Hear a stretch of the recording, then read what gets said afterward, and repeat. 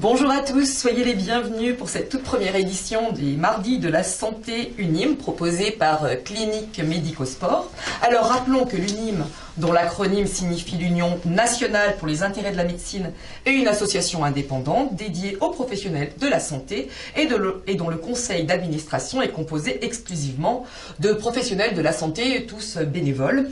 Depuis plus de 40 ans, l'UNIM défend les intérêts de ses adhérents et leur propose des offres d'assurance adaptées à leurs besoins professionnels et personnels, à des conditions préférentielles négociées auprès de son partenaire Alliance, assureur numéro 1 en Europe. Et avant de rentrer dans le vif du sujet, nous vous proposons de regarder une présentation synthétique mais complète de notre partenaire UNIM. L'UNIM, l'Union nationale pour les intérêts de la médecine. Association indépendante, l'UNIM défend les intérêts des professionnels de la santé depuis plus de 40 ans et leur propose les meilleures conditions d'assurance professionnelle et privée à des tarifs privilégiés négociés avec son partenaire Alliance. Sa particularité, son conseil d'administration composé exclusivement de professionnels de la santé.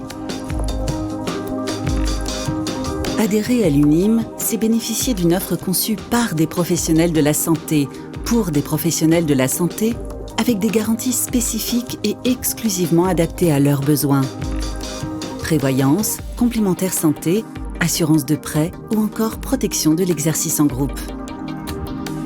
Les adhérents de l'UNIM bénéficient également d'un bouquet de services innovants, parmi lesquels une garantie d'assistance et de services très complète, ainsi qu'une protection juridique vie privée, vie professionnelle.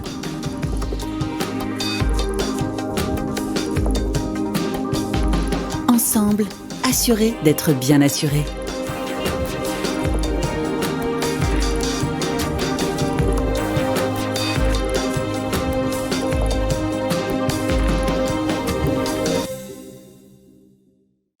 Alors nous nous trouvons ici dans les studios de Clinique Médico-Sport où nous recevrons tous les 15 jours des spécialistes pour aborder différentes problématiques dans les domaines de la physiothérapie. Des innovations techniques médicales disruptives au sport santé comme alternative prévention, en passant par les majors médicales ou la place de la nutrition dans le suivi des patients. Toutes les thématiques seront abordées sur le plateau des Mardis de la Santé. Alors il s'agit de rencontres interactives en live au cours desquelles vous aurez la possibilité de nous envoyer vos questions à travers le chat dédié et nous tâcherons d'y répondre avec nos invités. Alors pour ce premier rendez-vous avec vous, chirurgien et kinésithérapeute, nous allons parler de l'avènement de la chirurgie robotique au bloc opératoire et de tout ce qu'elle induit. Alors faut-il parler de Big Bang, de la chirurgie robotique, nous en parlerons. De la digitalisation de la relation thérapeute-patient. Alors via quel support? Est-ce une évolution incontournable à accepter de tous, patients et ensemble des partenaires santé dont les kinés? Où en est-on et quelles sont encore les évolutions à attendre pour atteindre le Graal? Et enfin, quelles sont les nouveautés majeures? Nous consacrerons donc une grande part de notre événement à des approches thérapeutiques disruptives pour la rééducation, notamment avec des solutions de reprogrammation neuromotrice et de rééducation en réalité virtuelle. Nous verrons à travers ces approches innovantes que notre cerveau est une ressource technologique essentielle. Alors, sans plus tarder, j'ai le plaisir de vous présenter nos invités sur le plateau. Alors, tout d'abord, à ma droite, professeur Sébastien Musti. Bonjour Nathalie. Donc, vous êtes chef du service de chirurgie orthopédique et de médecine du sport de l'hôpital de la Croix-Rousse, spécialiste de la chirurgie du genou, ancien président de la Lions School of Knee Surgery, la LISKS, une association de chirurgiens qui, tous les 2 ans, depuis 1971, organise les Journées lyonnaises du genou. La chirurgie robotique était justement un des thèmes phares du dernier congrès qui s'est tenu en septembre 2020 pour sa 19e édition. Exactement. Pas d'erreur jusque-là? Non, tout bon. On y reviendra. Shingo Kitada, donc vous êtes kinésithérapeute au sein du centre de formation de l'Olympique lyonnais pour la moitié de votre temps. Et vous vous passionnez en parallèle pour la reprogrammation neuromotrice. Alors, on détaillera plus tard, mais donc cette méthode s'appuie sur des connaissances récentes en neurosciences et ouvre des perspectives assez bluffantes pour des pathologies variés. On verra si c'est bluffant ou pas bluffant, mais un petit peu quand même. Franck Assaban, vous êtes kinésithérapeute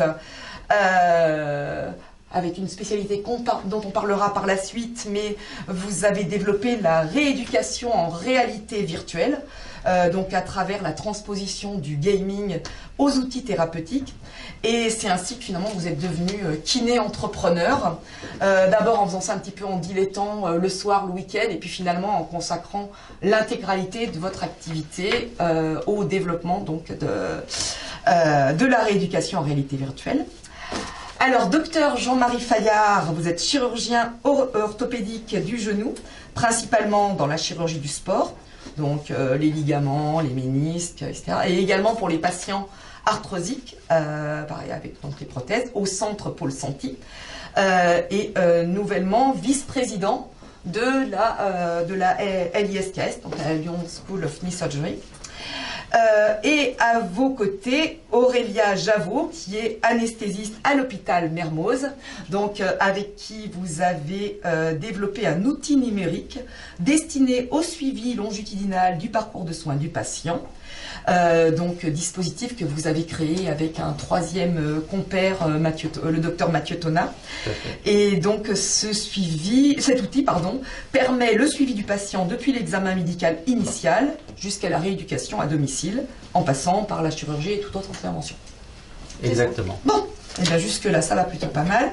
Et donc, enfin, nous accueillons également pour participer à nos échanges sur ce plateau, et en particulier pour analyser l'engouement des thérapeutes pour devenir acteurs de l'innovation, Gilles Rousset, donc de l'équipe Bonjour Nathalie, qui est docteur en sciences du sport et anime le réseau Kiné Master T, qui a été créé par CMS pour répondre aux besoins de la communauté des kinés. Donc, voici pour les présentations. Concernant le programme, nous allons d'abord parler de chirurgie robotique avec vous, de ses incidences pour la suite de la prise en charge. Donc la chirurgie robotique, là, le robot est un peu devenu la prolongation de la main du chirurgien. Enfin, je vous laisserai en parler mieux que moi. Donc c'est au cœur de notre sujet dans la remise en cause des acquis concernant le parcours de soins des patients, notamment avec l'arrivée des nouvelles technologies. Alors, quelle va être l'incidence de cette chirurgie robotique dans la prise en charge en kinésithérapie? Que va-t-elle changer en amont, en aval? On en parlera aussi avec les autres intervenants. Nous verrons donc ensuite avec vous l'outil numérique que vous avez développé et nous aborderons deux sujets de rééducation très intéressants parce que novateurs et disruptifs en termes de prise en charge. Donc, avec Shingo Kitada et le docteur excusez-moi, et Franck Assaban. C'est pas grave, c'est les inconvénients du direct. Je suis désolée. Voilà. Donc, on va commencer, comme annoncé, par la chirurgie robotique, donc qui est au cœur de la prise en charge thérapeutique. Je viens de faire les présentations, donc professeur Lustig, je ne vous représente pas. J'ai oublié de signaler aussi dans la présentation que vous étiez parallèlement coprésident aussi du CRIOAC, qui est le centre de recherche sur les infections ostéo-articulaires, qui n'est pas complètement dans notre sujet aujourd'hui, mais voilà, qui a un autre aspect intéressant. Alors, peut-on commencer par faire un petit retour historique sur l'arrivée de la robotique au bloc et quels en sont les atouts? Alors l'arrivée de la robotique au bloc, ça vient pas spécifiquement de l'orthopédie, ça a commencé avant avec la neurochirurgie et puis aussi surtout avec la chirurgie viscérale et notamment uro avec ce qu'on appelle le Da Vinci qui était un robot très imposant qui s'est un peu maintenant démocratisé pour cette chirurgie pour la permettre de façon moins invasive. Et bien l'orthopédie a bénéficié un petit peu de cette mouvance, mais un petit peu plus sur le tard puisque ça s'est démocratisé il y a un peu moins d'une dizaine d'années. Donc c'est quand même quelque chose qui est assez récent et puis qui prend une place de plus en plus importante aujourd'hui parce que c'est vrai que ça prolonge la main du chirurgien comme vous le disiez et donc ça va apporter une précision et quelque part une répétabilité du geste et aussi permettre de faire nos chirurgies de façon également moins invasive en tirant moins sur les muscles et donc ça va effectivement avoir une incidence sur les suites opératoires, la récupération et la prise en charge derrière en kinésithérapie. Et puis tout ça s'intègre dans une prise en charge quand même moins invasive et une récupération plus rapide. Alors, si on peut faire un peu l'analogie avec le tir à l'arc, pour lequel l'ultracentre de la cible demande une précision extrême, que va permettre la navigation assistée sur cette précision du geste? Ben, c'est un des atouts, c'est-à-dire qu'effectivement, le tir à l'arc, c'est un bon exemple. Hein, le meilleur archer, il va réussir à toucher le centre, mais pas à chaque fois. Et le robot, eh ben, il va aider le chirurgien à devenir le meilleur archer, mais à chaque fois. Il va éviter les erreurs, il va donner une précision. Et aujourd'hui, on ne peut pas trouver quelqu'un qui va mettre en doute le fait qu'un robot est plus précis qu'un homme. Donc, appliqué à la chirurgie, ça va nous permettre d'obtenir la cible à chaque fois, éviter les erreurs et permettre d'atteindre une précision et une reproductibilité qui est effectivement impossible autrement. Donc, ça nous permet d'atteindre un nouveau niveau d'exigence dans le geste, et il faut savoir que la chirurgie du genou, qu'elle soit du sport ou la chirurgie de l'arthrose, elle nécessite une précision qui est de l'ordre du degré, du millimètre, et l'homme a du mal à avoir cette précision. D'accord. Alors si on revient un petit peu à l'activité, donc j'ai annoncé dans la présentation que vous étiez à l'hôpital de la Croix-Rousse, donc dans le service de chirurgie orthopédique et de médecine du sport, où vous posez beaucoup de prothèses de genoux. Est-ce que toutes peuvent bénéficier de la chirurgie robotique? Quelles sont les limites et les perspectives par rapport à la globalité de votre activité, pour prendre l'exemple en fait de votre service? Bah, théoriquement, toute chirurgie du genou prothétique est éligible à la robotique. Après, on est sur des problèmes, je dirais, d'ordre pratique. C'est-à-dire qu'il faudrait avoir un robot dans chaque salle. C'est des robots qui coûtent assez cher, hein, puisqu'on est sur des centaines de milliers d'euros par robot, voire parfois plus d'1 million pour une machine. Donc c'est des investissements qui sont très importants et qui ne sont pas disponibles pour chaque opération. Donc quelque part il y a une limite qui est du fait du matériel, et puis après il y a une technicité, il faut former les gens, et donc tout ça, ça prend du temps aussi. Mais théoriquement, il n'y a pas d'opération qui n'est pas éligible à la robotique. C'est pour l'instant surtout une limite pratique. Alors justement, là on parle de formation. Alors un autre intérêt de la robotique est aussi éducatif, du coup, pour apprendre le geste pour... vous êtes encore tout jeune, mais pour vos successeurs. Je vous remercie. Non, complètement, il y a un gros intérêt éducatif, c'est qu'on visualise ce qu'on fait, ça permet d'expliquer encore davantage, et puis également de montrer virtuellement. Je sais qu'on va parler de réalité virtuelle, et là aussi on peut l'utiliser comme un outil de simulation. La simulation, c'est très important dans l'apprentissage actuellement, et ça permet de simuler différentes options et puis de choisir la meilleure et de montrer aux plus jeunes pourquoi est-ce que c'est la meilleure. Donc ça rentre également dans tout notre parcours d'éducation pour la chirurgie du genou. D'accord, merci beaucoup pour ce retour. Donc on aura l'occasion d'échanger justement sur les incidences, vous l'avez déjà un petit peu évoqué, mais sur l'incidence de la prise en charge par les kinés. Vous êtes en contact direct avec eux. Est-ce que du coup les instructions, le protocole change, ou on est... Non, je dirais qu'il n'y a pas un protocole spécifique, mais ça a participé à l'évolution des protocoles et à ce qu'on a appelé la récupération améliorée, ou la RAC, qui est un terme un peu agressif, mais qui correspond bien à l'ère du temps, où tout va plus vite finalement, et le robot permet d'être moins invasif, donc rentre dans cette idée, tout à fait. D'accord. Donc si on résume un petit peu les choses, pour le chirurgien, c'est plus de précision, plus de confort et donc moins de fatigue sur les opérations longues. On peut espérer. Voilà. Pour le patient, c'est a priori plus de sécurité car plus de précision et donc moins de risque de reprise. Donc robotique, réalité virtuelle, réalité augmentée, big data, intelligence artificielle, toutes ces nouvelles technologies entrent au bloc, et on le verra plus tard également dans les cabinets de kinésithérapie. Donc on y viendra un petit peu plus tard. On va maintenant aborder avec vous la digitalisation de la relation thérapeute-patient. Alors est-elle incontournable, mais surtout qu'apporte-t-elle? Pour parler concrètement de ce sujet, nous allons prendre l'exemple de DocTop. Donc DocTop est une application mobile d'accompagnement et de coordination du parcours de soins en orthopédie, qui a donc été créée par 2 chirurgiens, vous-même le docteur Jean-Marie Fameillard et Mathieu Tonat, tous les 2 au centre Paul Santi, et madame, donc Aurélia Javot, vous êtes anesthésiste réanimateur à l'hôpital privé Jean Mermoz. Alors, première question finalement à tous les 2. Comment est née l'idée de DocTop, et pour répondre à quel besoin? Alors en fait, DocTop est né après une dizaine d'années d'expérience clinique. On s'est rendu compte tous les trois que meilleure était la compréhension des patients et leur implication dans leurs soins, meilleurs étaient les résultats de leur chirurgie.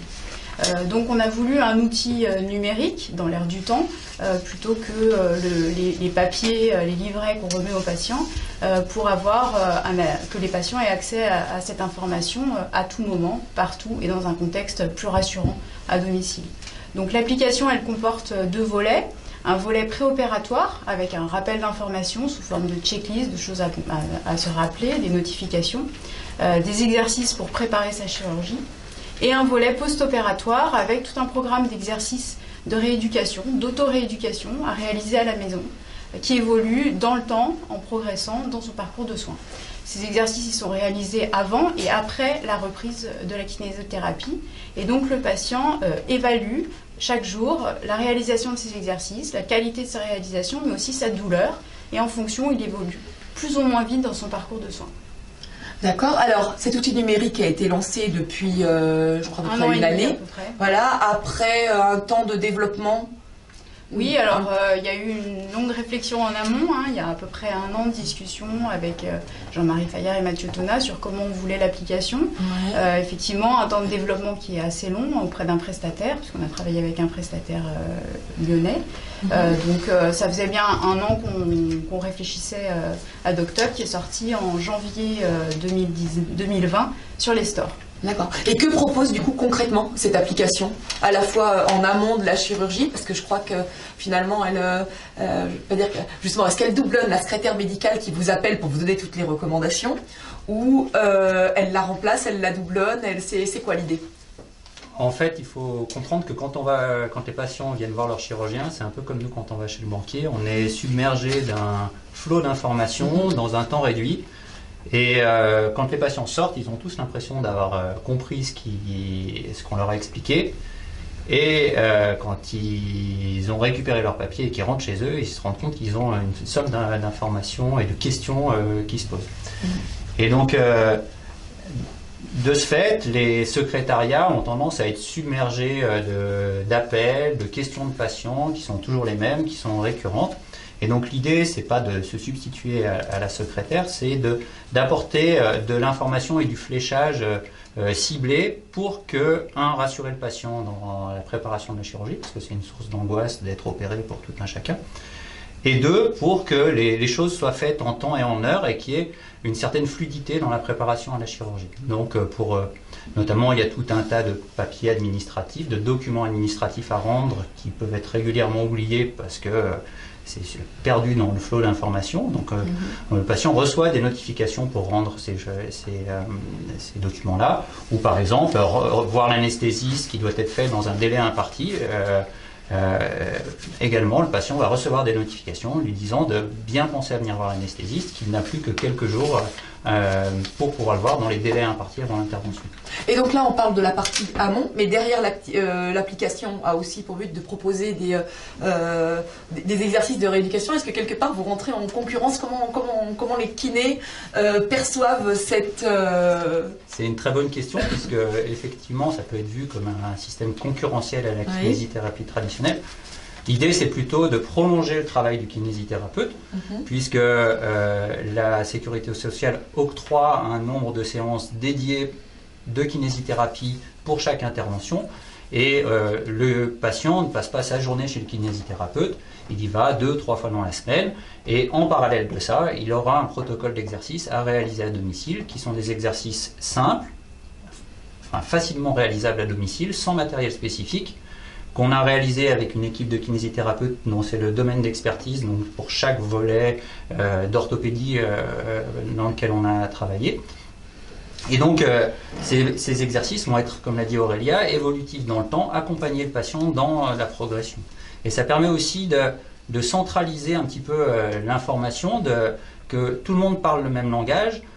Jusqu'à présent, on utilise un matériel qui peut paraître hors d'âge pour communiquer entre nous, qui est un matériel papier. On a des protocoles qu'on fournit aux patients, qu'on fournit aux kinésithérapeutes. C'est un langage un peu abscon pour certains, et puis qui n'est pas forcément lu par d'autres. Et donc l'outil numérique et la vidéo, c'est un moyen très simple de donner une information lisible sur ce qu'on souhaite, nous chirurgiens, dans la prise en charge de nos patients.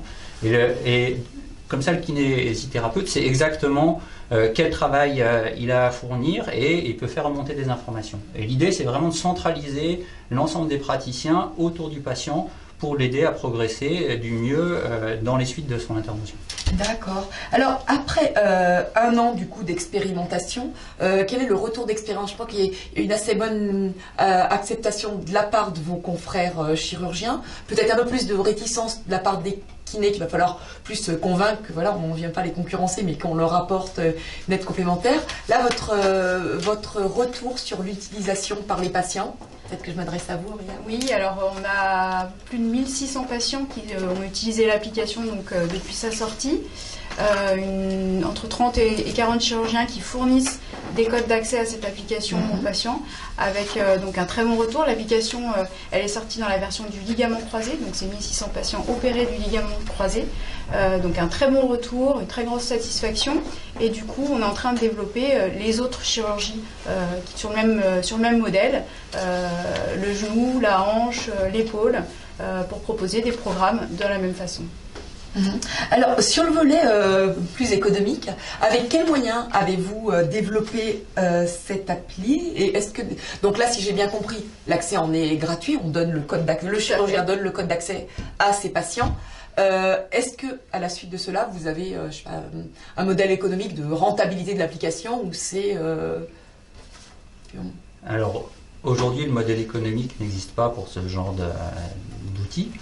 C'est quelque chose qu'on propose gratuitement aux patients qu'on opère et à tous les praticiens qui souhaitent l'utiliser. Il suffit qu'ils se mettent en contact avec nous pour qu'on leur fournisse une liste de codes qu'ils peuvent fournir à leurs patients, puisque l'idée c'est que n'importe qui ne puisse pas non plus l'utiliser parce qu'il a envie de voir comment fonctionne une application de santé. Donc il faut qu'un professionnel de santé ou un patient nous fasse la demande de l'utiliser.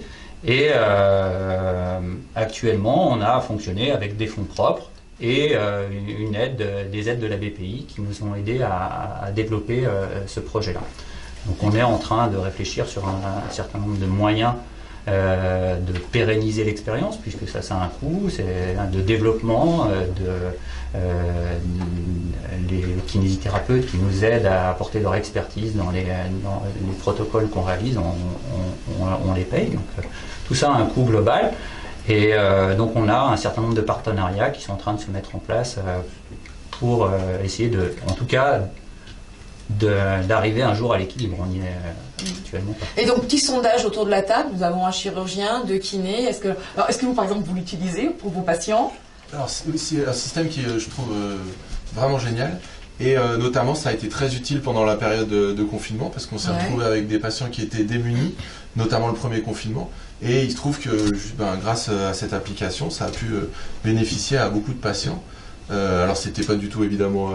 J'imagine au départ. C'était pas prévu, mais alors, pour le coup, donc c'est un exemple pour lequel ça a été très bénéfique. On a été contactés directement par des patients qui souhaitaient avoir des codes parce qu'ils étaient perdus sans plus d'accès à les kinés. Oui. Et puis quand on voit ce qui arrive à se passer dans les hôpitaux avec le blocage de tous les systèmes informatiques, etc., le fait peut-être d'avoir quelque chose finalement, même si c'est pas conçu pour, on se rend compte que ça peut quand même être déployé et rendre service dans pas mal de contextes. Oui, et puis il y a des zones géographiques où c'est pas simple d'avoir accès à des kinés. Les kinés sont souvent surchargés et donc ça permet aussi de compléter ou de pallier parfois à un certain manque en attendant d'avoir accès aux séances de kiné classiques. D'accord. Donc du coup, globalement, déjà toute la Lyon School of Knee Surgery est déjà supportrice de l'application. Vous avez en chiffres, alors est-ce que j'ai pas fait attention, est-ce que vous l'avez dit, parce que vous avez déjà un certain nombre de collaborateurs, testeurs, chirurgiens, un certain nombre de patients. Vous avez une étude en cours, je crois, pour évaluer. On a des travaux en cours, notamment on a fait des travaux pour analyser les résultats des patients qui avaient bénéficié d'applications isolées au cours du confinement, qui n'avaient pas accès à un kinésithérapeute, pour essayer de voir quels étaient les résultats et s'il y avait c'était bénéfique pour eux, si ça leur apportait un intérêt dans le prolongement de leur éducation. Il me semble qu'on a préparé, on m'a dit qu'il y avait pour l'instant entre 30 et 40 chirurgiens impliqués, et donc ça permet d'entrer déjà dans l'étude. Combien de patients? On est à 1600 patients depuis 1 an. D'accord. Et comme l'a dit Aurélia, on a fait un galop d'essai avec les patients opérés du ligament croisé antérieur qui sont la cible la plus simple à atteindre puisque c'est des patients jeunes et connectés. Donc c'était un bon moyen de faire un test et de se dire, ben voilà, ça marche pas avec cette population-là. Et vous êtes vraiment arrivé, si c'est il y a 1 an, vous êtes vraiment arrivé sur le marché au bon moment. Parce que là, on arrive début mars. Le pangolin, on n'y est pour rien. Vous êtes pour rien dans le pangolin, il n'était pas de mèche avec vous, non? Vous avez soudoyé personne, tout s'est fait en toute légitimité. On est rassurés. Voilà, donc pour résumer ce que je viens de vous expliquer sur l'application, rien de mieux qu'une vidéo avec des images des écrans de DocTup.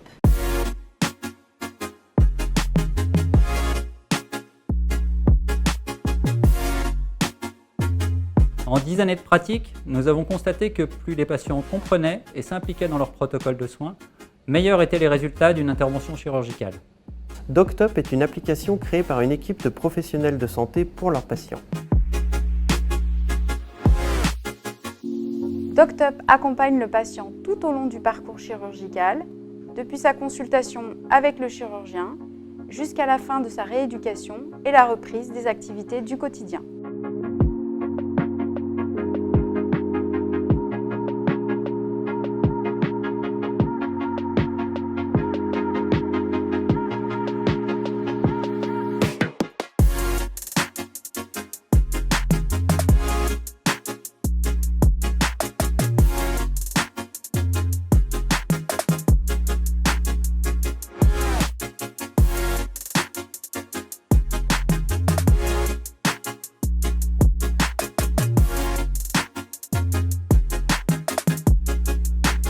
DocTup vous accompagne avant et après votre intervention chirurgicale.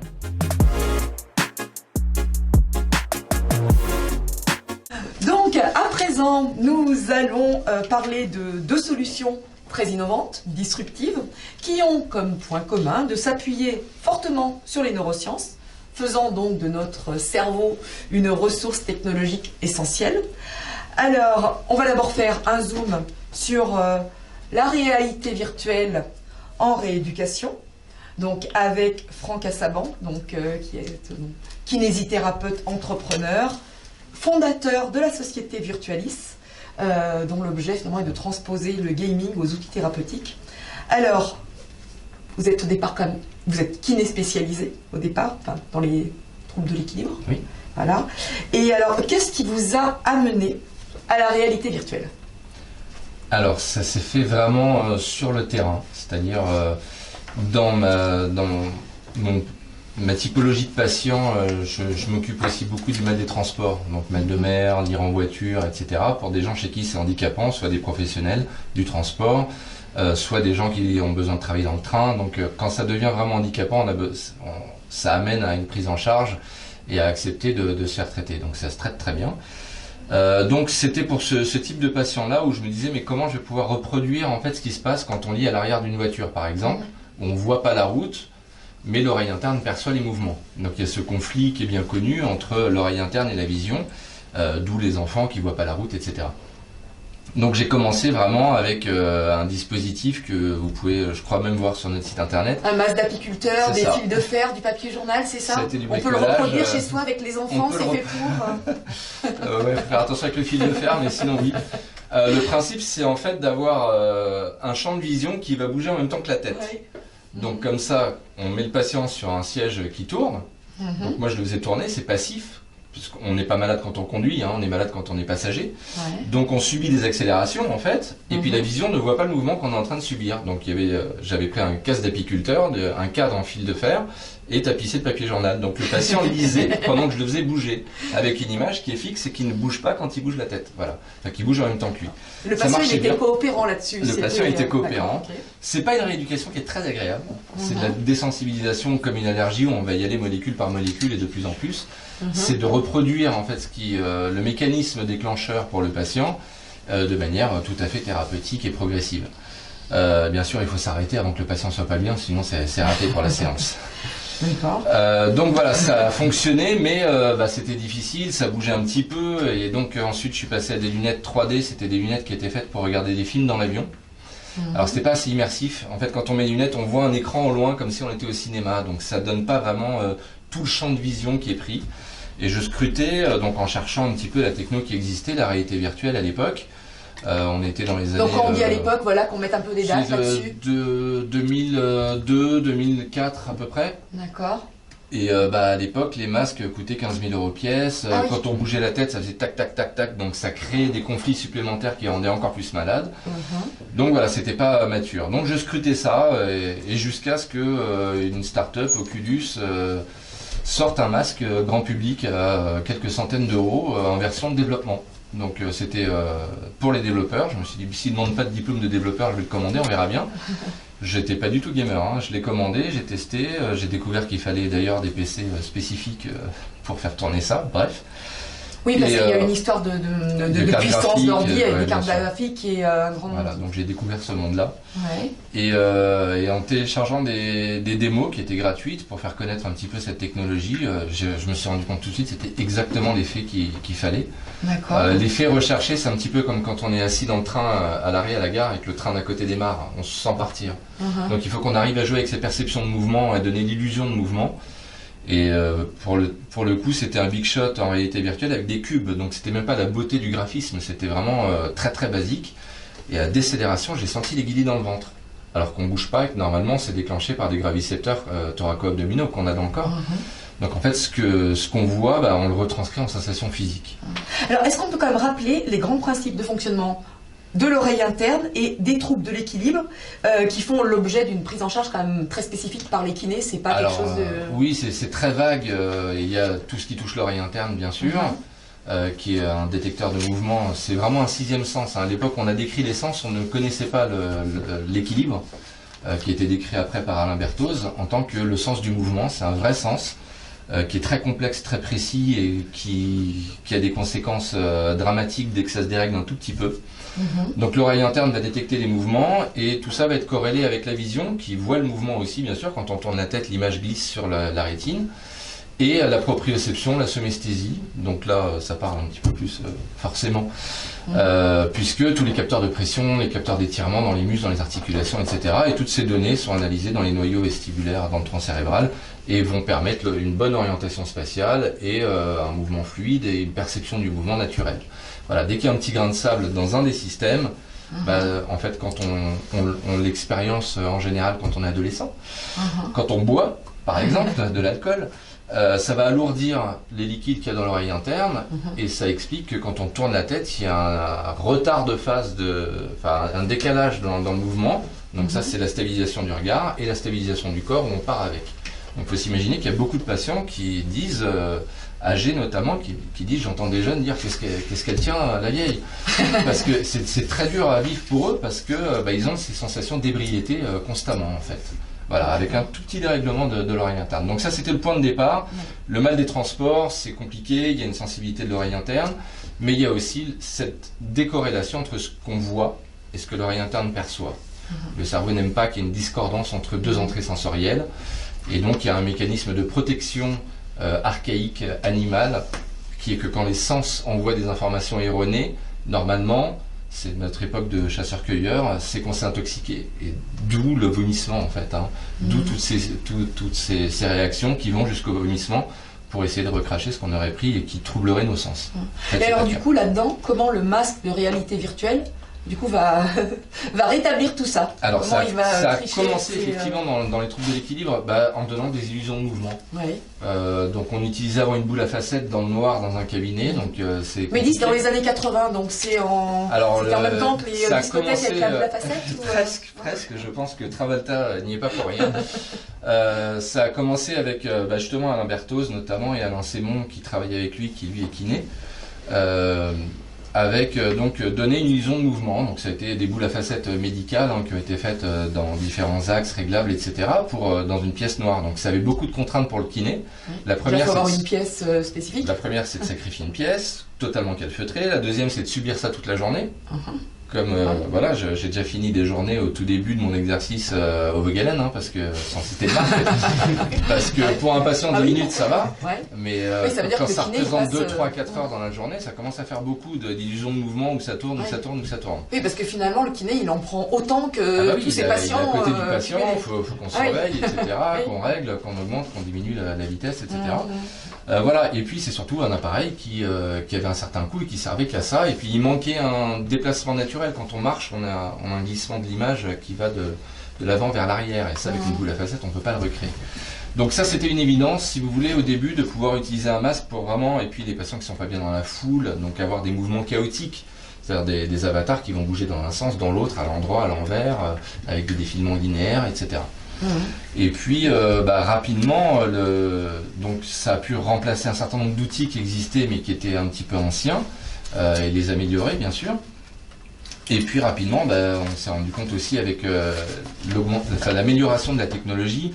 Au début, il s'agissait juste de tourner la tête avec les masques de réalité virtuelle. Et puis rapidement, on a pu avancer, se déplacer. Et puis mettre des petits accessoires pour mesurer et avoir le déplacement des différents segments. Donc on s'est diversifié vers toute la rééducation fonctionnelle. Maintenant, les troubles de l'équilibre et de mal des transports, ça représente même pas la moitié des applications qu'on développe et qu'on propose, donc que ce soit l'épaule, le genou, la hanche, évidemment le rachis cervical, mais même le rachis dans son ensemble. Ça nous permet de travailler dans les différents plans, ce qui est un petit peu difficile pour un kiné de donner des exercices ludiques et motivants pour faire de la rotation du tronc ou des inclinaisons. Voilà, on peut même traquer le mouvement des doigts pour la thérapie miroir avec des accessoires spécifiques où je vais bouger ma main droite et je vais voir mes deux mains bouger pour l'hémiplégie, pour les amputés, les douleurs fantômes. Et on peut même aller plus loin, c'est-à-dire que je vais bouger ma main droite, je vais même pas voir ma main droite, elle va être cachée, et je vais voir qu'une main gauche virtuelle reproduire sans latence les mouvements. Donc finalement, peut-être qu'on en reparlera après, mais ça permet de jouer sur les aires motrices, sur l'aspect, et puis c'est ce que je dis souvent, on a des résultats en neuro notamment qui sont vraiment surprenants et qui moi me surprennent quotidiennement sur des algodystrophies, sur des hémiplégiques chroniques de plus de 3, 4, 5 ans. On en arrive à penser que ce que le cerveau croit, le corps peut en fait. Et quand on arrive à faire croire au cerveau que cette main bouge, et bien finalement elle se remet à bouger d'une manière. Donc finalement vous avez créé Virtualis au début vraiment inspiré par les troubles de l'équilibre, et là finalement vous vous êtes assez facilement imposé avec la réalité virtuelle, et puis maintenant c'est décliné en fait pour je crois, une centaine de pathologies, donc vous pouvez prendre en charge, dans lequel vous faites rentrer de la réalité virtuelle. Alors je suis pas dans le concours du nombre de je saurais même pas vous dire le nombre de pathologies. Aujourd'hui on fait pas d'urogynéco, qui fait partie de la rééducation kiné, parce qu'il y a déjà beaucoup de choses connectées, il y a des sondes connectées, il n'y a pas besoin d'être dans un environnement immersif, on a une tablette qui montre un petit peu les contractions, ça, à mon sens ça suffit. Alors peut-être qu'on le fera pour d'autres types d'exercices qui ne sont pas intrusifs avec les sondes, et on fait pas de respiration, de cardio-respiratoire, de prise en charge, voilà, un autre aspect de la kinésithérapie, on n'a pas ça en réalité virtuelle aujourd'hui. Je pense que tout le reste du scope de la rééducation fonctionnelle peut être utilisé.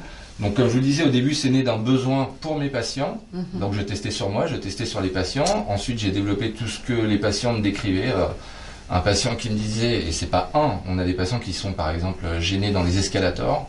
Bon j'allais voir l'équipe de développeurs, faites-moi un simulateur d'escalator avec tel paramètre. Donc c'est né du terrain pour répondre aux besoins des patients, et puis ça s'est développé progressivement vers un scope beaucoup plus large de prise en charge. Et on va mettre aussi un petit peu des chiffres, donc finalement vous êtes assez bien imposé pour tout ce qui est prise en charge de ces troubles de l'équilibre, parce que finalement entre la boule à facettes et vous, il n'y a rien. Donc, je crois que vous êtes rentré dans beaucoup de cabinets, en tout cas auprès des kinés qui prennent en charge ces troubles. Oui, il y a eu une étude qui a été faite, un peu un état des lieux de la kiné vestibulaire en France. Il y a 70% des répondants qui déclaraient être équipés de réalité virtuelle avec 90% de satisfaction dedans. D'accord. Et donc en quelques années, voilà, il y a 70% des kinés vestibulaires qui utilisent ce type de technologie maintenant pour leurs patients. Donc c'est-à-dire votre technologie, celle de Virtualis, 80, un gros pourcentage près, oui, parce qu'il y a un petit concurrent.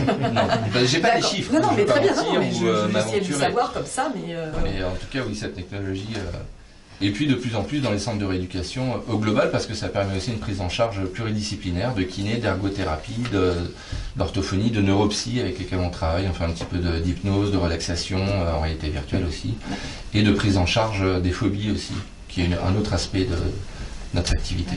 Alors il faut aussi qu'on le dise, la réalité virtuelle, c'est un outil, ça ne remplace pas le kiné, c'est un outil complémentaire. Non mais je pense que c'est important de le souligner parce que parfois certains kinés se sentent un petit peu dépossédés avec des technologies qui vont les remplacer. Donc alors là, je pense me tourner vers tous ceux qui sont à table. Il n'y a pas un outil qui fait tout.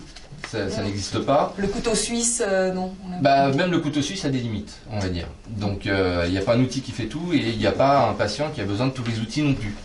Donc j'ai beaucoup de stagiaires qui venaient à mon cabinet et qui me disaient mais finalement tu l'utilises pas avec tous tes patients. Non, bien sûr que non. J'ai un arsenal thérapeutique, j'ai une table, j'ai des coussins, et dedans il y a la réalité virtuelle qui à mon sens apporte quelque chose de supplémentaire, amène des résultats plus rapides et plus durables. Mais il ne s'agit pas d'utiliser à tout va pour tous les patients. Et surtout, j'ai jamais fait... Allez, il y a des exceptions pour ceux qui ont un syndrome de l'autoroute qui n'arrivent plus à conduire sur l'autoroute. Mais en dehors de eux qui sont très spécifiques, j'ai jamais fait une séance entière de A à Z en réalité virtuelle. Il y a besoin aussi de la vie réelle. Donc c'est une partie de la prise en charge, en général la moitié à peu près. Des fois, on ne pas remettre les pieds sur terre, mais aussi... Ouais, mais ça je leur dis, achetez-vous un masque et jouez à la maison pendant plusieurs heures. Non, ça représente 10-15 minutes dans une séance de... Est-ce que des réactions sur ce plateau par rapport à cette nouvelle approche? Nous, c'est un volet qu'on trouve très intéressant puisque je pense que la réalité virtuelle, ça augmente aussi l'adhésion du patient dans son protocole de soins.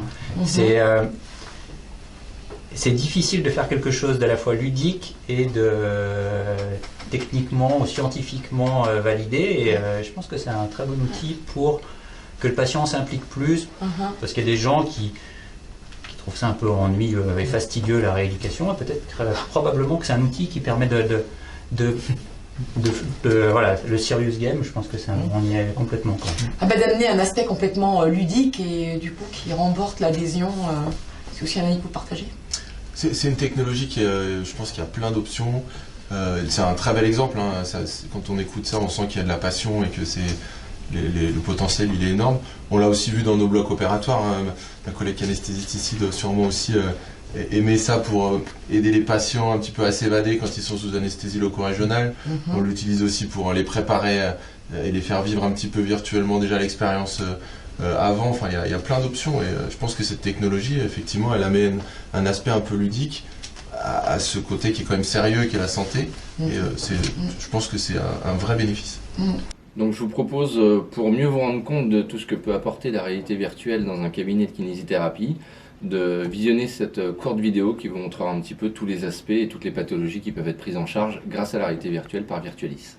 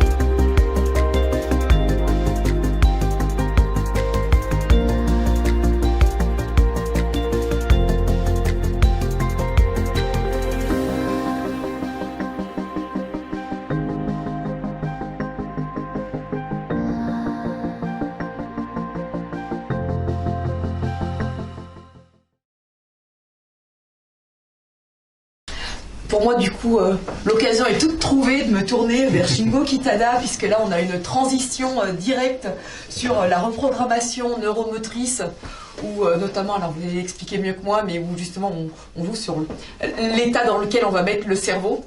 Donc, où on va se rapprocher de l'état de méditation, de l'état d'autres états qu'on va rencontrer en anesthésie au bloc.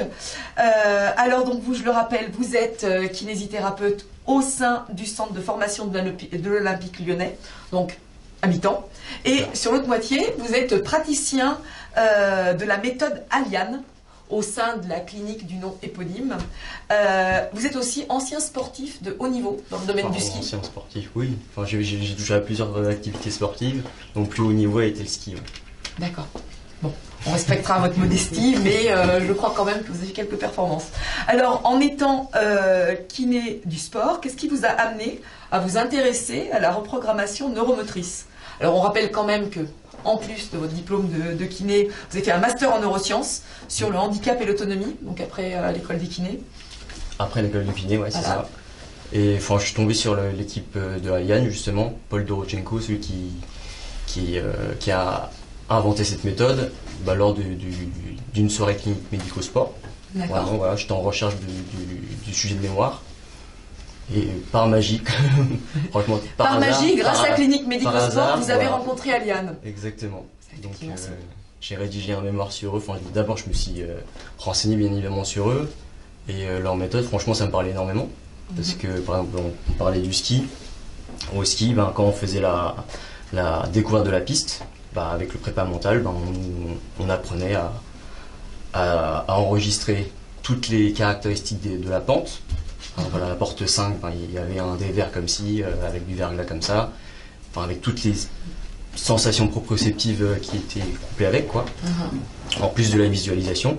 Donc moi, ça m'a énormément touché, personnellement, et je m'étais dit, mais pourquoi on n'utilise pas ça en rééducation? Oui, un peu comme un pilote moto Pour tout fait un sport. apprentissage où en fait intègre, même en proprioception, ses courbes pour C'est prendre ça. ses angles et avoir le bon tracé. En ski, du coup, c'est pareil, on a le tracé avec non seulement le tracé, mais en plus tout le revêtement qui va avec, quoi. La plaque de verglas qui est derrière C'est la ça. porte numéro 5, etc.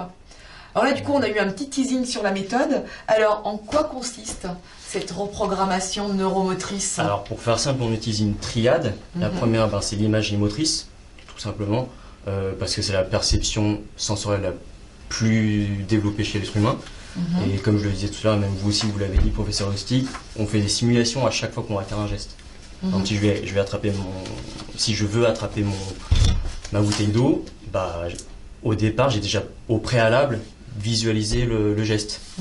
Et donc, ça paraît logique en rééducation, je trouve, de demander au patient de d'abord prévisualiser le mouvement avant d'effectuer le mouvement. J'imagine que le chirurgien, avant d'opérer, je dis pas que vous rêvez de vos opérations toute la nuit, mais en même temps, vous les visualisez, vous savez bien comment... On rêve pas que de ça. Vous rêvez pas de ça, bon, ça nous rassure quelque part. Ça nous rassure. Pardon. Donc la première, c'était l'imagerie motrice. À cela, couper justement ces sensations proprioceptives. On va chercher plus loin en fait dans les consignes de la visualisation, ainsi que des consignes de l'exécution du geste. Donc on va vraiment aller chercher justement ces sensations précises que le patient nous décrit. Pour donner un exemple concret, une personne qui a eu un AVC, c'est-à-dire une hémiplégie, il ne ressent plus rien du côté gauche par exemple. Visuellement, il essaie de donner l'ordre de fermer la main, mais il ressent rien du côté gauche. Donc tout simplement, en fait, on va utiliser les bonnes sensations du côté droit. D'abord l'intégrer en imagerie et en proprioception, et l'envoyer ensuite au côté gauche. Ça va? Je ne sais pas si c'est clair. On a encore tout le monde, on n'a perdu personne, tout va bien. Heureusement. Et dernier volet, en fait, c'est ce qui fait un petit La peu spécificité de la méthode, c'est qu'on utilise les sondes de basse fréquence qui sont générées par un générateur de son qui s'appelle l'Alpha Box et qui en fait envoie tout simplement des sons audibles à une certaine rythmicité. On sait que le cerveau il a différentes rythmicités dans la vie de tous les jours. Quand on dort ou quand on est éveillé, on n'a pas le même rythme. Et quand on fait de la visualisation, tout comme la méditation comme vous avez dit tout à l'heure, on est en grosse partie, quand on fait la moyenne de la rythmicité, en mode alpha, le rythme alpha. Donc tout simplement cet alpha box, il positionne le cerveau dans ce rythme-là pour que l'intégration en imagerie motrice se fasse de façon pérenne C'est-à-dire que c'est les ondes cérébrales qui arrivent à se calquer sur les ondes sonores. C'est ça. D'accord. Est-ce que c'est la même chose? Alors, je ne sais pas si vous pratiquez la méditation en anesthésie ou à l'hôpital, si vous passez. Hypnose, oui. Oui, je dis la méditation. Je pensais à hypnose et je dis méditation parce qu'en fait, on fait un petit peu appel au même circuit pour placer le cerveau en fait dans un état. De relaxation. Oui, de relaxation, mais du coup, qui est aussi caractéristique, qui présente aussi ces ondes alpha. Alors, honnêtement, je ne sais pas du tout dans quel type de rythme sont les ondes en hypnose. Hein. Je suis désolée. À mon avis, vous aurez à échanger après. Et donc, alors, du coup, quel est votre retour d'expérience avec cette méthode de reprogrammation neuromotrice, donc qui repose vraiment sur cette triade, hein. Les deux finalement un petit peu classiques de proprioception et de perception visuelle. Voilà, perception visuelle, et vraiment la troisième qui est sur ces ondes, en fait, où on oblige le cerveau. Il peut y avoir une réticence du cerveau à se placer dans ce rythme où vraiment à tous les coups on gagne, on met parce que la méditation, tout le monde n'y arrive pas, tout le monde n'arrive pas à se mettre dans cet état. Est-ce que là l'Alpha Box permet sur tous les cerveaux de les mettre en configuration onde alpha? Bah là je peux pas dire objectivement oui parce que voilà, on est en train de faire des études cliniques dessus. Justement sur la mesure de l'effet des sons de basse fréquence sur le cerveau. Donc on est encore en attente de résultats. Mais de par mon expérience, j'ai 4 années derrière moi, 4 petites années qui me montrent quand même que ça marche bien et que j'ai pas eu de retour négatif en tout cas sur l'utilisation de ces sons. Et alors, est-ce que la méthode va être plus applicable à certains patients? Je sais pas, typiquement, on imagine les sportifs qui s'entraînent, ils ont déjà engrammé cette préparation. Est-ce que du coup n'importe quel patient peut rentrer dans cette démarche? Est-ce qu'il y a de meilleurs candidats, entre guillemets, qui sont plus enclins à réussir cette visualisation et la proprioception? De meilleurs candidats, moi je travaille beaucoup avec des sportifs, et les sportifs en fait on a cette même ces mêmes retours de sensations. On parle beaucoup de sensations avec les sportifs, alors qu'avec des gens qui n'ont pas fait beaucoup d'activités physiques, on ne parle pas vraiment des sensations sur un geste en particulier. Donc oui, c'est un peu facilité le travail avec les sportifs. On a moins expliqué des consignes un peu plus claires. On laisse. C'est déjà des gens qui sentent leur corps, qui font déjà appel. On laisse faire un peu plus l'encadrement un sportif qu'un patient lambda. Mais j'ai également beaucoup d'affinités avec la neurologie. Je vois beaucoup de patients en neuro. Et eux, même ceux qui n'ont pas fait de sport en particulier, comme je vous disais la dernière fois, tout le monde s'est imaginé l'ouverture d'un frigo, par exemple. Je ne sais pas si vous visualisez dans votre frigo. C'est un geste complètement. Mais oui, effectivement. Vous visualisez dans votre frigo. On arrive à visualiser la poignée du frigo. Si je vous demande de tirer sur cette poignée et de vous focaliser sur les sensations de tirage de l'épaule, par exemple sur cette poignée du frigo, normalement on a la capacité de ressentir un peu l'épaule. Je ne sais pas si vous me suivez. Oui, tout à fait. Et alors, du coup, avec cette approche, quel impact on va avoir sur la rééducation? Quel impact? Tout simplement, c'est ce qu'on voit, c'est vraiment c'est un gain beaucoup plus rapide de mobilité, notamment sur les capsules rétractiles ou les flexums au niveau des genoux, liées notamment au fait de l'inhibition du vaste interne par exemple et une sursollicitation des ischio-jambiers. Tout simplement faire prendre conscience au patient et faire ressentir au patient le geste approprié, le relâchement des ischio-jambiers et une bonne activation du vaste interne dans son ensemble. Et du coup, c'est comme ça qu'on arrive à avoir des gains immédiatement avant et après séance, et qu'il va falloir ensuite pérenniser par la suite avec les séances de rééducation. Et alors, outre en post-opératoire, je crois que vous m'avez aussi expliqué qu'on pouvait agir en amont d'une intervention chirurgicale pour préparer le patient. C'est-à-dire que finalement, on pouvait intervenir avant l'opération, après. Je pense qu'on est tous d'accord là-dessus. Je pense qu'on est tous d'accord là-dessus. C'est prééduquer le patient avant de se faire opérer, il y aura toujours des bénéfices en post-opératoire parce qu'on prépare déjà mentalement le patient. Et du coup, le fait de ressentir une bonne activation du vaste interne, je reste toujours dans le même exemple, aux patients au préalable, ça va être beaucoup plus simple de récupérer en post-opératoire en ayant fait le travail en amont en préopératoire. Alors, Shingo, si je comprends bien, est-ce qu'on peut résumer en disant que avant, en kinésithérapie, on s'intéressait finalement essentiellement au système nerveux périphérique et qu'aujourd'hui, finalement, la commande, elle vient de là-haut et que le cerveau, le système nerveux central, se retrouve vraiment au centre, au démarrage de la prise en charge en kinésie? Ah oui, complètement. Je suis passé par différentes structures et nous les kinés, on a, pour caricaturer un petit peu, on montre le mouvement, le bon mouvement au patient, on check de l'extérieur, s'il nous fait bien le mouvement, on se dit, bon, très bien, toi tu me fais ça 3 fois 10 répétitions, et basta. Bon, je caricature vraiment beaucoup, mais je trouve que voilà, c'est cet aspect central, comme vous avez dit, en tout cas cette méthode Aliane, elle m'a énormément ouvert les yeux, et notamment aussi la méthode Virtualis aussi, enfin on est tous un petit peu dans cette mouvance, voilà, exactement, en partant des neurosciences et vraiment l'implication énorme que peut avoir le cerveau.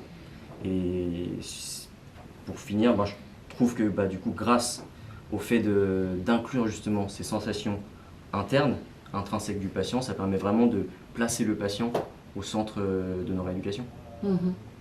Donc les images seront plus parlantes, je pense, avec une courte vidéo expliquant la méthode Aliane.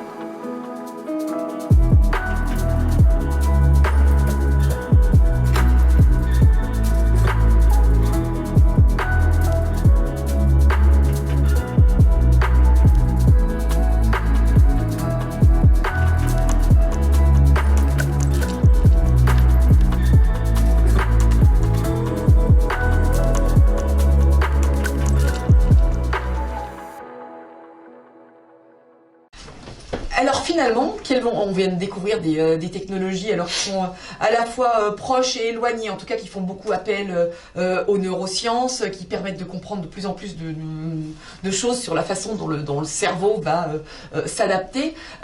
Quel va être l'impact de ces technologies au sein de toute la filière des thérapeutes? Finalement, à quoi ça sert tout ça? Est-ce qu'on peut faire un petit tour de table? Je crois que vous aviez envie de vous exprimer. On oui. Écoute. Voilà. Écoutez, moi je pense qu'on a une chronologie qui s'établit rien qu'autour de cette table. Si le patient est bien préparé, qu'il est bien opéré et qu'il est bien rééduqué, d'abord c'est un gain financier pour la sécurité sociale parce que le temps de prise en charge va être raccourci. C'est un gain de qualité de vie pour le patient. Moi j'ai une expérience, je me suis fait mettre facette wedge sur L5-S1. Donc une petite opération du dos, et j'avais pas compris en fait, il m'a dit tu auras une contention souple, tu auras une contention amovible pendant 1 mois, mais vie normale. Et en fait, le jour où je suis dans la clinique, on vient me faire un plâtre, et en fait c'était pour me faire un corset en plastique. Ah ouais, effectivement c'est amovible, mais c'est amovible au bout d'1 mois. D'accord, oui.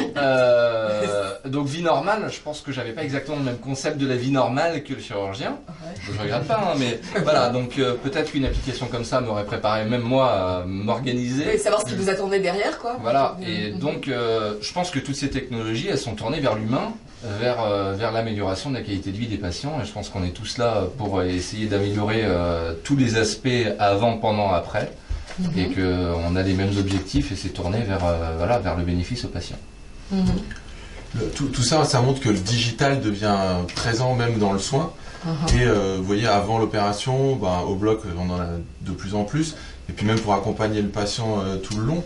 Et puis donc ça améliore la qualité de ce qu'on fait. Et en plus, vous avez posé beaucoup de questions sur le bénéfice. Et avant, on allait vous donner notre expérience, dire oui, on a l'impression qu'ils vont mieux. Puis là, en plus, ça donne des choses objectives. Parce qu'on a des données. Et donc ces données, ça nous permet, déjà de montrer que objectivement les patients sont mieux pris en charge, sur toutes les différentes étapes de la filière dont vous parliez, et puis aussi ça nous permet de nous améliorer, parce qu'on peut voir éventuellement les choses sur lesquelles on peut être encore meilleur, travailler dessus, et tout ça, ça fait qu'on améliore encore plus ce qu'on peut proposer aux patients, donc que des choses bénéfiques, à la fois dans l'immédiat et aussi dans le futur de tout ce que ça peut apporter. C'est-à-dire, je ne pense pas à la place de mon patient, mais je peux objectivement, non seulement j'ai son retour, mais en plus, avec toutes vos approches, on peut en plus quantifier. On voit les amplitudes de mouvement, on voit, finalement, en direct live, on mesure les progrès, et du coup, c'est pas juste en l'air, tiens, oui, on améliore, on va plus vite, on gagne du temps. C'est qu'on peut le chiffrer. C'est ça? Consensus? Totalement. Bon, donc après la découverte de ces approches technologiques innovantes, alors qui bousculent complètement la profession quand même, en mêlant des outils high-tech, des connaissances neuroscientifiques. Alors, nous allons terminer avec la présentation du réseau Kiné Master Team. Alors avec vous, Gilles Rousset, alors vous êtes docteur en sciences du sport, et vous animez ce réseau de thérapeutes testeurs qui a été créé par Clinique Médico-Sport. Alors, toute première question un petit peu basique, qu'est-ce que ce réseau Kiné Master Team et à quelle problématique doit-il répondre? Alors, ce qu'on a pu observer avec Clinique Médico-Sport depuis plusieurs années, et notamment au travers des événements qui rassemblent des thérapeutes et également des fabricants de matériel, c'est que face à ce qu'on disait un peu ce raz-de-marée, entre guillemets, je parlais plutôt d'avalanche, on parlait de ski là, quelques minutes avant, on a plutôt parlé d'avalanche, d'innovation technologique, à l'image de notre société, où on voit apparaître une digitalisation, de nouvelles innovations. Ce qu'on constate en fait, c'est qu'il y a un fort pouvoir attractif de l'innovation technique justement chez une partie des kinés. Puis on a deux excellents exemples autour de la table. Je veux dire, c'est parti Franck et Shingo, de ce que vous avez pu voir et ce que vous avez pu percevoir en termes d'apport sur le plan thérapeutique à travers la réalité virtuelle ou à travers finalement la reprogrammation neuromotrice. Finalement, on se rend compte qu'il y a beaucoup de kinés qui sont dans cette démarche-là, qui ont envie justement d'aller se réapproprier ce terrain-là, ce terrain technologique, et d'être acteur du développement de ces solutions. Et en plus de ça, aujourd'hui, ce qu'on observe aussi, c'est que la profession évolue et que finalement le kiné aujourd'hui n'est plus simplement un kiné, mais devient vraiment un ingénieur de la rééducation, dans le sens où développe aussi ses compétences en termes de diagnostic, de traitement, que ce soit au travers de la formation, au travers justement de la technologie. Et quelque part, avec ce réseau Kiné Master Team qu'on a créé, qu'on a lancé avec Clinique Médico-Sport il y a quelques semaines, c'est tout frais. D'accord, c'est tout neuf, c'est tout frais. Donc, je ne pourrais pas vous demander votre retour d'expérience après 1 an, 2 ans, 3 ans. On en reparle. On a déjà des choses qui sortent, qui sont en train de sortir. Et concrètement, ce qu'on veut faire, nous, c'est que finalement, si je reprends l'exemple de l'ingénieur, de manière générale, il a parmi ses missions celle justement de participer à l'amélioration continue du matériel, des solutions qu'il utilise au quotidien, quel que soit le domaine. Et finalement, avec Kiné Master Team, on souhaite donner l'opportunité au kiné d'agir finalement en bon ingénieur et puis de peser sur l'amélioration continue de ces solutions en rapport avec les fabricants. C'est un peu l'ambition qu'on a avec ce dispositif. Et finalement, ce qui est intéressant, c'est que les retours sont plutôt bons, parce que là, par exemple, on va avoir une première promo de kiné-testeurs qui va rassembler 70 thérapeutes partout en France avec des profils divers. Donc voilà, le retour est positif. D'accord. Et alors, quelle est la légitimité de l'existence et de l'action du réseau Kiné Master Team? Alors, tout d'abord, déjà nous, par rapport à notre position Clinique Médico-Sport, on a un peu une position de carrefour quelque part entre les fabricants, les thérapeutes, notamment au travers des œuvres. Voilà, le meilleur exemple, c'est les événements qu'on organise où justement au travers des conférences et puis des rencontres qu'il peut y avoir entre les fabricants et les thérapeutes, ça permet l'échange. Bon exemple, hein. Voilà, rencontre qui a Shingo, permis à Shingo de découvrir Aliane chez qui il bosse à moitié du temps à côté de son boulot de kiné à l'Olympique. C'est vrai que c'est... Donc voilà, ça c'est vrai que c'est un premier exemple. Et puis la légitimité quelque part, c'est qu'avec KinéMaster T, on va essayer d'apporter une réponse à une problématique qui est aussi le conflit d'intérêts potentiel entre les thérapeutes et puis les fabricants. Parce que finalement, nous on va avoir un peu le rôle d'interface entre les deux parties. Et quelque part, cette interface déjà, elle a pour but de permettre aux thérapeutes, vraiment, enfin ce sont vraiment les thérapeutes qui seront volontaires qui testeront le matériel. C'est-à-dire qu'on ne va pas imposer à un thérapeute de tester telle ou telle solution, on va proposer une solution en test, et puis nos thérapeutes testeurs répondront si ça les intéresse ou s'ils souhaitent plutôt de privilégier d'autres solutions. Ensuite, il n'y a pas de convention directe entre le fabricant et le thérapeute, et surtout, il n'y a pas d'obligation de résultat pendant la phase d'évaluation. C'est-à-dire que on place le matériel en évaluation en cabinet pendant une période donnée. On permet au kiné de se former avec le matériel en question, et derrière il l'utilise on va dire en marge, en plus de ses habitudes thérapeutiques habituelles, parce que bien entendu les kinés ont une obligation de moyens en termes de mise en place de process thérapeutiques, donc ils viennent l'utiliser en plus, et sans obligation de résultat, c'est-à-dire qu'ils vont vraiment retranscrire quelque part ce que ça a donné sans enjoliver ou sans descendre la solution. Et c'est intéressant aussi quelque part pour les fabricants de matériel, parce que ça va permettre une chose, c'est que ça va permettre, ça donne du crédit quelque part. Parce qu'aujourd'hui, par exemple, les fabricants de matériel, ce qui peut parfois les désavantager, notamment ceux qui n'ont pas forcément au départ la fibre vraiment médicale, c'est que le discours est avant tout commercial. Et aujourd'hui, finalement, on se rend compte d'une chose, c'est que les thérapeutes ne veulent plus avoir affaire aux commerciaux. Je crois qu'on peut un peu rebondir. Donc, chez Aliane, c'est ce que vous... Autant pour moi, mais chez Virtualiso c'est... attendez. On va changer de place. Oui. Non, chez Aliane, ça y est, on va y arriver. Chez Virtualis, les gens qui vont vraiment sur le terrain, c'est vraiment les kinés parlent aux kinés. C'est pas les commerciaux, ils sont en backstage pour gérer le reste, mais sinon tout ce qui est démonstration de matériel, ça se passe avec des professionnels. Nos commerciaux sont tous professionnels de santé, kinés ou ergo. Ok, d'accord. Et du coup, chez Aliane aussi. Oui, c'est vrai. Ouais. C'est vrai que c'est vraiment de bouche à oreille. Parce que le kiné n'a pas envie de recevoir un commercial, il a envie de recevoir un confrère qui va expliquer ce que ça va apporter. L'aspect financier, il vient après. On a besoin d'avoir une preuve produit, ce que ça va apporter au patient, ce que ça va apporter au kiné en confort d'utilisation. Je pense que c'est toujours pareil. Pardon Gilles, du coup je reviens vers vous, je vous ai un petit peu coupé. Non, mais je veux dire, ils ont complété en fait. C'est là où on voulait aller quelque part, c'est qu'effectivement il y a... Enfin, les thérapeutes parlent aux thérapeutes quelque part, et c'est ce qui est le plus efficace pour convaincre, on va dire, et puis apporter de nouvelles choses aussi. J'imagine que les commerciaux qui viennent vous visiter au bloc pour des robots ou de l'équipement, c'est un petit peu pareil, c'est des gens qui ont un petit peu des connaissances appuyées ou Non, on est dans la même démarche. Il y a le côté professionnel et soignant est beaucoup plus pertinent et parlant. Et après, en backstage, il y a effectivement l'aspect technique où là, il faut des commerciaux, des techniciens qui permettent de gérer la mise en place pratique. Mais on s'éloigne d'une démarche purement commerciale et uniquement dans l'idée de faire une promotion.